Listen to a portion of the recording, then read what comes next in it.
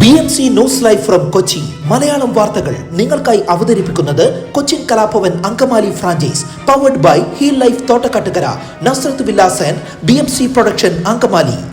നമസ്കാരം, BMC radio Malayalam വാർത്തകളിലേക്ക് സ്വാഗതം. ഞാൻ ധനുകൃഷ്ണ. കൊടും ചൂട് കാലാവസ്ഥ കൊച്ചിയിലേക്കുള്ള വിദേശ സഞ്ചാരികളുടെ വരവിനെ ബാധിക്കുന്നു. ചൂട് കനത്തതോടെ വിദേശികൾ തങ്ങുന്ന ഫോർട്ട് കൊച്ചി മേഖലയിലെ ഹോം സ്റ്റേകൾ പലതും ഒഴിഞ്ഞു കിടക്കുകയാണ്. ഹോട്ടലുകളുടെയും സ്ഥിതിയും അതുതന്നെ. കൊച്ചിയിലെ ഉത്തരേന്ത്യൻ സമൂഹത്തിന്റെ ഹോളി ആഘോഷത്തിൽ പങ്കെടുക്കാൻ നൂറുകണക്കിന് വിദേശികളാണ് എല്ലാ വർഷവും എത്തിയിരുന്നത്.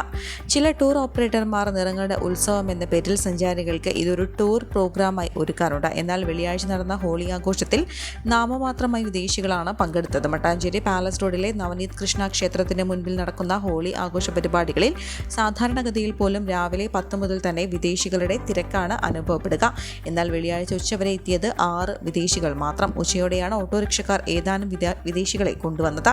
സഞ്ചാരികൾ വർണ്ണപ്പൊടികൾ എറിഞ്ഞും പരസ്പരം ദേഹത്ത് പുരട്ടിയും ഹോളി ആഘോഷിച്ച് സന്തോഷത്തോടെ മടങ്ങുകയും ചെയ്തു. കൊച്ചിയിലെ കൊടുംചൂട് സഹിക്കാൻ കഴിയുന്നില്ലെന്നും സഞ്ചാരികളിൽ ഒരാളായ നെതർലാൻഡ് സ്വദേശി ഡെൻമൻ സുവഡ് പറഞ്ഞു. ചൂട് മൂലം പുറത്തിറങ്ങാൻ പോലും മടിക്കുകയാണ്. 3 ദിവസം കൊച്ചിയിൽ തങ്ങാനാണ് തീരുമാനിച്ചിരുന്നതെങ്കിലും ഒറ്റ ദിവസം കൊണ്ട് താമസം മതിയാക്കി മൂന്നാറിലേക്ക് പോവുകയാണെന്നും സ്റ്റുവർട്ട് കൂട്ടിച്ചേർത്തു. പുറത്തിറങ്ങിയാൽ ചൂടും അകത്തിരുന്നാൽ കൊതുകും തങ്ങൾക്ക് പ്രതിസന്ധി സൃഷ്ടിക്കുകയാണെന്നും ഓസ്ട്രേലിയൻ സ്വദേശി മാർഗരറ്റും പറഞ്ഞു. ചൂട് മൂലം ആഭ്യന്തര സഞ്ചാരികളുടെ എണ്ണത്തിൽ വലിയ കുറവുണ്ടെന്നാണ് കമാലക്കടവിലെ കച്ചവടക്കാർ പറയുന്നത്.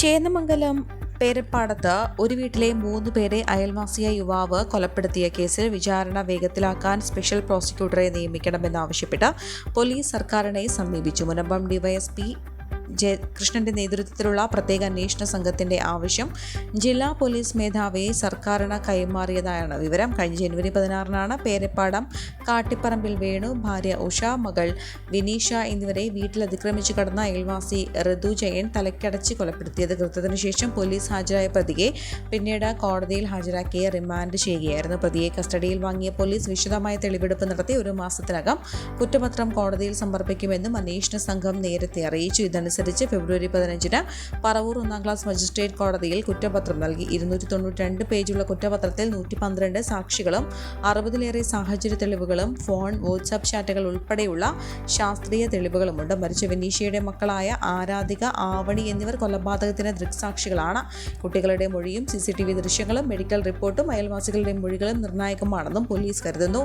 ആക്രമണത്തിൽ ഗുരുതര പരിക്കേറ്റ ജിതിൻ ബോസിന്റെ മൊഴിയും മുഖ്യ ഘടകമാണ്.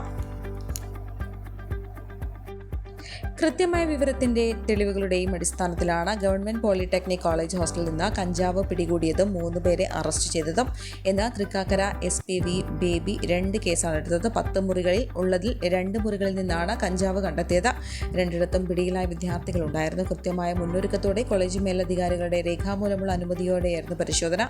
ഹോളി ആഘോഷം കൊഴുപ്പിക്കാൻ കഞ്ചാവ് വന്നിട്ടുണ്ടെന്ന് വിവരം ലഭിച്ചിരുന്നു. താമസക്കാർ അറിയാതെ കഞ്ചാവ് എത്തില്ല. പുറമെ നിന്നുള്ളവരുടെ സഹായമുണ്ടെന്നുള്ള വിവരം ലഭിച്ചതായും AC വ്യക്തമാക്കി. താമസക്കാരെയും വന്നുപോയവരെയും കുറിച്ചുള്ള അന്വേഷണമുണ്ടാകും. അതേസമയം ഒഴിഞ്ഞ മദ്യക്കുപ്പികളുടെ വലിയ ശേഖരം തന്നെ മുറിക്കുള്ളിൽ പോലീസ് കണ്ടെത്തി. മദ്യം പകർന്നു നൽകാനുള്ള അളവ് പാത്രം, ലഹരി ഉപയോഗിക്കുന്ന ഉപകരണം, ത്രാസ് തുടങ്ങിയവ പരിശോധനയിൽ ലഭിച്ചു. പരിശോധനയ്ക്കിടെ പ്രതികളിൽ ഒരാളുടെ ഫോണിലേക്ക് കോട്ടയത്ത് നിന്ന് മറ്റൊരു വിദ്യാർത്ഥിയുടെ കോൾ വന്നു.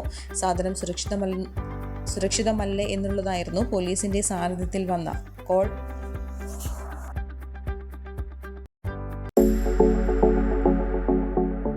കോവിഡാനന്തര കാലഘട്ടത്തിൽ ജീവിതശൈലി രോഗങ്ങളുള്ളവർക്ക് സന്തുലിതമായ ആരോഗ്യ പരിപാലനത്തിന് ആലുവയ്ക്കടുത്ത് തോട്ടക്കാട്ടുകര ജംഗ്ഷനിൽ ഹീൽ ലൈഫ് തുറന്ന പ്രവർത്തനം ആരംഭിച്ചിരിക്കുന്നു.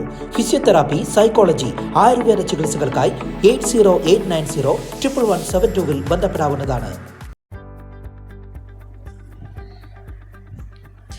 നെല്ലിക്കുഴി ഇരുമലപ്പടിയിലെ ഇന്ത്യൻ ഓയിൽ കോർപ്പറേഷൻ പെട്രോൾ പമ്പിലെ ഭൂഗർഭ ടാങ്കിൽ പൊട്ടിത്തെറി. വ്യാഴാഴ്ച ഉച്ചയോടെയാണ് പൊട്ടിത്തെറി ഉണ്ടായത്. ഭൂമിക്കടിയിലുള്ള ഇന്ധന ടാങ്കുകളിലേക്ക് മാൻഹോളുകളുടെ അടുപ്പുകൾ തുറന്ന് പുറമേക്ക് തെറിച്ചു. തറയിൽ വിരിച്ച കോൺക്രീറ്റ് കട്ടകൾ ഇളകി തെറിച്ചു. തീപിടുത്തമുണ്ടാകുന്ന വലിയ ദുരന്തമൊഴിവായി. വിവരമറിഞ്ഞ് കോതമംഗലത്ത് നിന്നുള്ള അഗ്നിരക്ഷാ സംഘം എത്തി വൈദ്യുതി ബന്ധം വിച്ഛേദിക്കുകയും മറ്റ് സുരക്ഷാ ക്രമീകരണങ്ങൾ കുറ്റമറ്റതാക്കുകയും ചെയ്ത ശേഷം അപകട സാധ്യതയില്ലെന്ന് ഉറപ്പാക്കി മടങ്ങി. പമ്പിന്റെ പ്രവർത്തനം താൽക്കാലികമായി നിർത്തിവെച്ചു. ഭൂമിക്കടിയിലെ ഇന്ധന ടാങ്കിന്റെ എയർഹോൾ തടസ്സപ്പെട്ടതിനെ തുടർന്നുണ്ടായ വായുമർദ്ദമാണ് പൊട്ടിത്തെറിക്ക് കാരണമെന്നാണ് അനുമാനം. ഇന്ത്യൻ ഓയിൽ കമ്പനിയുടെ വിദഗ്ധരുടെ പരിശോധനയിലെ കാരണം വ്യക്തമാവുകയുള്ളൂവെന്ന് അഗ്നിരക്ഷാസേന ഉദ്യോഗസ്ഥർ പറഞ്ഞു. ഭൂചലനം പോലെയാണ് അനുഭവപ്പെട്ടതെന്നും സംഭവ സമയത്ത് പമ്പിലുണ്ടായിരുന്നവരും കൂട്ടിച്ചേർത്തു. ഈ വാർത്തയോടുകൂടെ BMC റേഡിയോ മലയാളം വാർത്തകൾ സമാപിക്കുന്നു. നന്ദി, നമസ്കാരം.